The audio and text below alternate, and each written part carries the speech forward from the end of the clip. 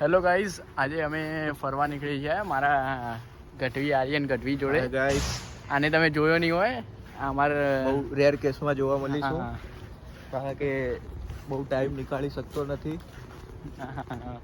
નહીં તો ફેલ થઈ જવાય છે પછી. એટલે પાસ થવું બહુ જરૂરી છે અહીંયા કોલેજમાં. અમારા મનભાઈ બધામાં ટોપ કરે છે. ના, અમે બોર્ડર ઉપર પાસ થઈએ છીએ, ઓક્સિજન ઉપર. હા, અમારે જો અમે ગાર્ડન આવ્યા છીએ ગાઈઝ. આજનું વાતાવરણ થોડું સારું એવું છે. કાઢ્યો નહીં અમને. આ કેનેડા ડે નો ઝંડો હજુ સુધી કાઢ્યો નથી ગાઈઝ. આપણા જોડેથી કંઈક શીખવા જેવું છે. આપણે 26 જાન્યુઆરી 15મી ઓગસ્ટ પછી ઝંડા લઈ અને લઈએ આ પેલા છીએ. બધા જો સમરના લીધે બહાર આવે છે ગાઈઝ. અને આ ભૂરિયાઓના નાજુક નાદાન બાળકો આપણી 2-4 ઉબેટો લાઈન મૂકી દીધી હોય તો અમને ધંધે લગાડી દે, દોડતા કરી દે. આવું બધું નહીં બોલવાનું, તું શાંતિ રાખ.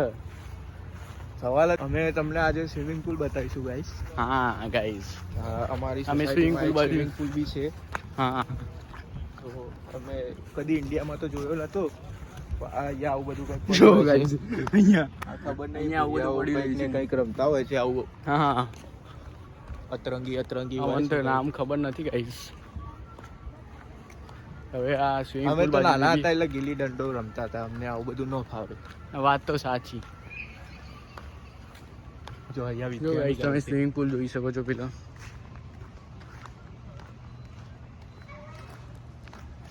જો બાળકો અમે આવા ઘરોમાં રહીએ છીએ ગાઈઝ. આવામાં રહીએ છીએ પણ ખાલી સુવા જ ઘરે આવીએ છીએ. બાકી ઘરે રહેવું નસીબમાં નથી. હા, બધા મસ્તી કરે છે સ્વિમિંગ પુલમાં આજ તો.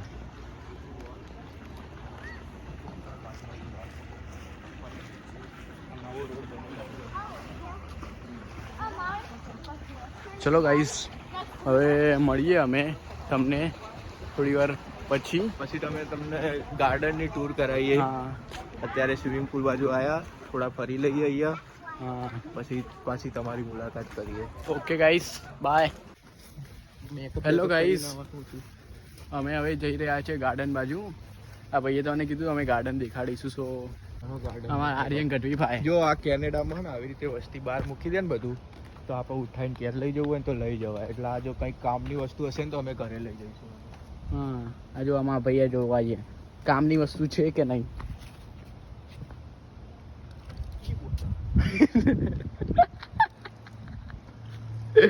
યડ ધીસ ઇઝ ગુજરાતી બોલ.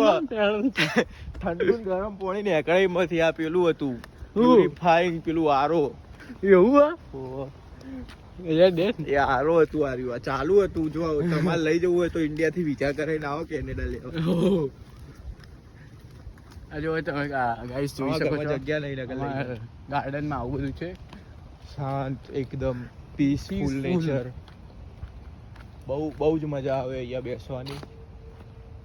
એકદમ શાંતિ મળે.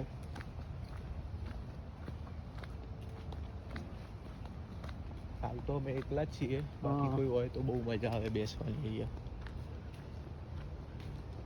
પિકનિક જેવી ફિલિંગ આવે મસ્ત. અને સાંજે આમ દેશી ખાવા, હેચકા પણ છે.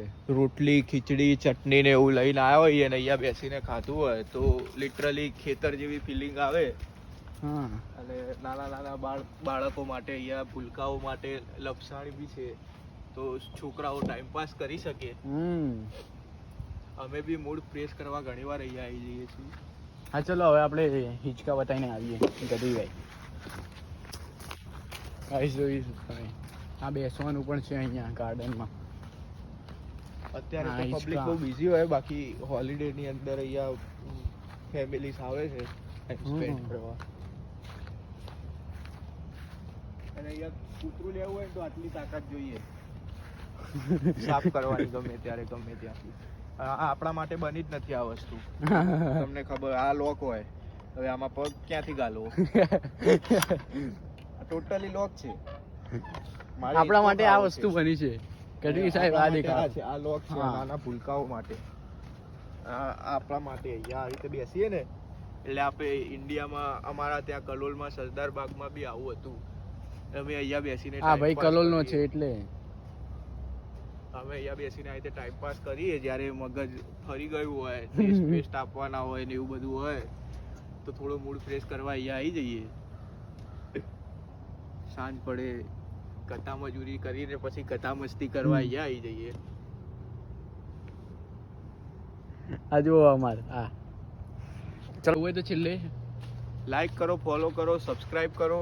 Don't forget two subscribe this YouTube channel and I will also start my YouTube channel in near future, so don't forget to subscribe it whenever I will send you link.